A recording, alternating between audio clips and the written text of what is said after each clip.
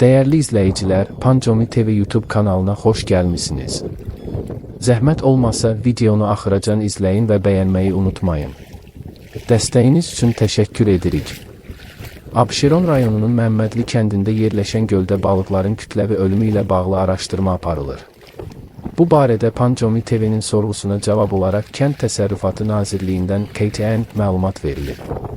Bildirilib ki, Aqrar Xidmətlər Agentliyi, AHA, Qıtmin Baytarlıq Elmi Tədqiqat İnstitutu və Qida Təhlükəsizliyi Agentliyi araşdırma aparır. Hər üç dövlət qurumunun mütəxəssisləri əraziyə baxış keçirib, sudan və balıqlardan nümunələr götürülüb. Nümunələr AHA-nın Laboratoriya, Ekspertiza və Sertifikatlaşdırma Mərkəzi, Qıtmin Baytarlıq Elmi Tədqiqat İnstitutu və Qida Təhlükəsizliyi İnstitutunun laboratoriyalarına təqdim edilib.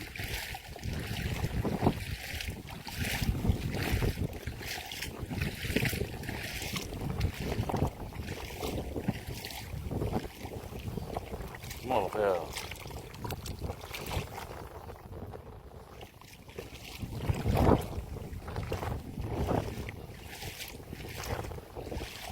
Sazan azdı. Asas qırılan Talstolovdur.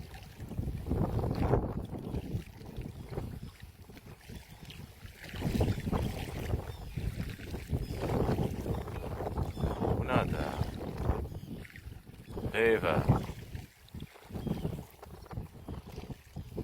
16 kişiden yetti. El işte.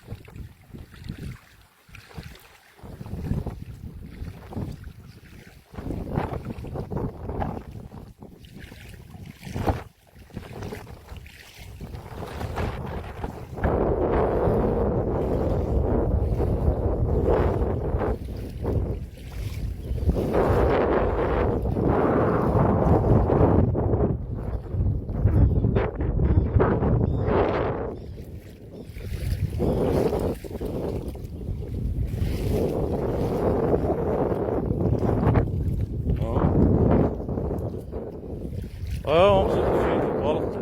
Atacan leşin şey.